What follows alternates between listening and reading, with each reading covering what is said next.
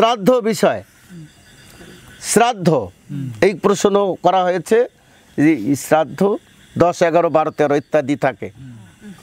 আপনারা লক্ষ্য করুন, মনু সংহিতায় 30,000 শ্লোক রয়েছে, তার মধ্যে শুধু একটি শ্লোকে বলেছেন শুদ্ধ বিপ্র দশাহেন দ্বাদশাহেন ভূমি বস্য পঞ্চদশাহেন মাসেন শুদ্ধ শুদ্ধতি।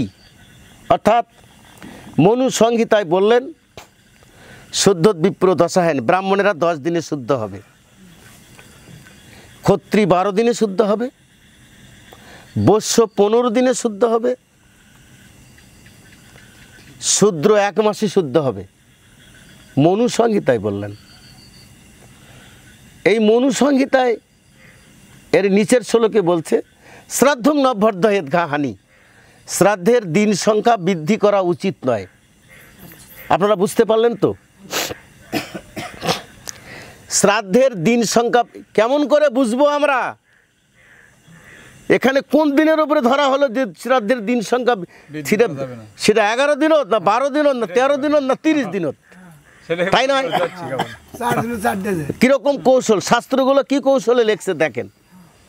তাহলে ওই জায়গায় বলা হলো শ্রাদ্ধের দিন সংখ্যা বৃদ্ধি করা উচিত নয়, হানি হবে।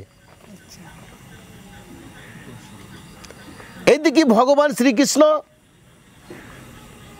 তার গরুর পুরাণে বললেন দশহং সব মাসৌতং সপিণ্ড সুবিধিয়াতে জননে হিবে মেবসে স্ত্রী পুনং শুদ্ধি নির্চিতাম। ভগবান শ্রীকৃষ্ণ গরুর পুরাণ উত্তরখণ্ডে বললেন সর্বগোত্রের জন্য 10 দিন অশৌচ পালন করাই কর্তব্য। বরাহ পুরাণে 5টা শ্লোকে বলেছেন রমাপতি নারায়ণ সর্ববর্ণের জন্য 10 দিন অশৌচ পালন করাই কর্তব্য। বাল্মীকি রামায়ণ অযোধ্যা কাণ্ডে দশরথ মৃত্যুর পরে রাম অনুপস্থিতিতে রাজা ভরত 10 দিনে কর্মকাণ্ড 11 দিনে করে 11 দিনেই শত শত হাজার হাজার বৈষ্ণবকে সেবা করিয়েছিলেন। ইতিহাস সমুচ্চয়ে নারদ ঋষি তার মায়ের কর্ম 4 দিনে সমাপন করেছিলেন। চৈতন্য ভাগবতে গৌরাঙ্গ মহাপ্রভু 4 দিনে হরিদাসের ভোগ নিবেদন করেছিলেন। মহাভারতে 17 দিন পর খবর পাচ্ছে 11 দিনে বিদুর তার বড় ভাই ছিলেন পাণ্ডু মহারাজের 11 দিনই কর্মকাণ্ড শেষ করছে।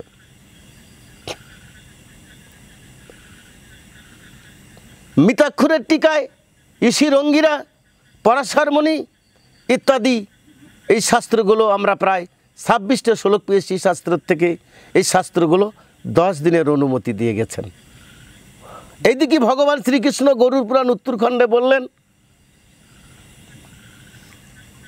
শ্রাদ্ধ 11 দিনই সম্পন্ন করা উচিত, কেননা পিণ্ড 10টাই হয়। হরে কৃষ্ণ। আমরা 10 দিনে দশা, আমরা 13 দিনে কর্ম করি, কিন্তু তর্ক না। হরে কৃষ্ণ।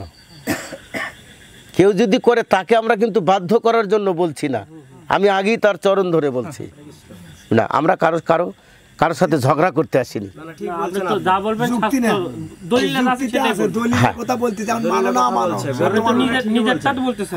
না, তা ভগবান শ্রীকৃষ্ণ বলে গিয়েছেন যে যদি পূর্ণাঙ্গভাবে শুদ্ধ হইতে চাও তাহলে 10 দিনে শুদ্ধ। শুদ্ধ না হলে তো আমরা কোনো পিণ্ড দান করতে পারি না। শুদ্ধ হওয়ার পরে পিণ্ড দান করব।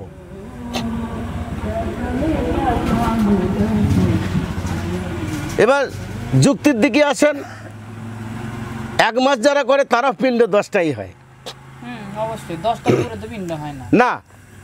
গরুর পুরাণ উত্তরখণ্ডে বললেন প্রথম পিণ্ডতে মস্তক সৃজন, দ্বিতীয়তে কর্ণক্ষী নাসিকা গঠন, তৃতীয়তে গল অংশ বুক্ষ ভুজদয়, চতুর্থতে লাবিলিঙ্গ গুজ্জ সৃষ্টি হয়, পঞ্চমেতে জঙ্ঘা উরু চরণ জগল, ষষ্ঠ দিনে মর্মস্থান জন্মে সকল, সপ্তমেতে সৃষ্টি হয় নারী সমুদয়, অষ্টমেতে দন্তলোম আদি সৃষ্টি হয়, নবমেতে বীর্য সৃষ্টি, দশমেতে পূর্ণতা, একাদশে কোনো ভাগ্যবান ভাগ্যবতী করে তৃপ্তিতা। অর্থাৎ যখন ঠিক 11 দিন হবে, 10 দিনে শুদ্ধ হবে, 11 দিনে সে একজন সৎকুল ব্রাহ্মণ, একজন বৈষ্ণব ব্রাহ্মণ দ্বারা পিতার শ্রাদ্ধ সম্পন্ন করবে। আপনারা হলো ডাইরেক্টরি একটা পঞ্জিকা কিনবেন, এই পঞ্জিকাতে শ্রাদ্ধের তত্ত্বে বলা হয়েছে যে একজন বৈষ্ণব ব্রাহ্মণ দ্বারা শ্রাদ্ধ করো। যদি বৈষ্ণব ব্রাহ্মণ না পাওয়া যায় তাহলে তোমার যদি জানা থাকে তুমি সেই তোমার পিতার শ্রাদ্ধ তুমি করিতে পারো। আর এই শ্রাদ্ধটা হচ্ছে শ্রদ্ধার সহিত দান করা। আকাশস্থ নিরাড়ম্ব বায়ুভূত নিরাশ্রয় হৃদং নিরং এদং ক্ষীরং সেনাতা পিতা সুখী ভব। পিতারা তখনই সুখী হয় যদি কেউ মারা যায়, তাহলে পিতাকে জল, এক হাঁড়িতে জল আর এক হাঁড়িতে দুগ্ধ দান করা ইত্যাদি। পদ্মপুরাণ ক্রিয়া যোগসাগর মাঘ মাহিত্য দিব্যুত বিকুম্ভ সংবাদে ভগবান শ্রীকৃষ্ণ বললেন,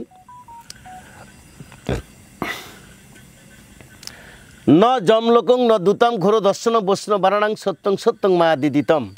ভগবান শ্রীকৃষ্ণ বললেন, আমি সত্য সত্য বলিতেছি, যাহারা আমার বৈষ্ণব দ্বারা তোমার এই শ্রাদ্ধ সম্পূর্ণ হবে তাহারা যমলোকে যাওয়া দূরের কথা, যমপুরী দর্শনও করবে না।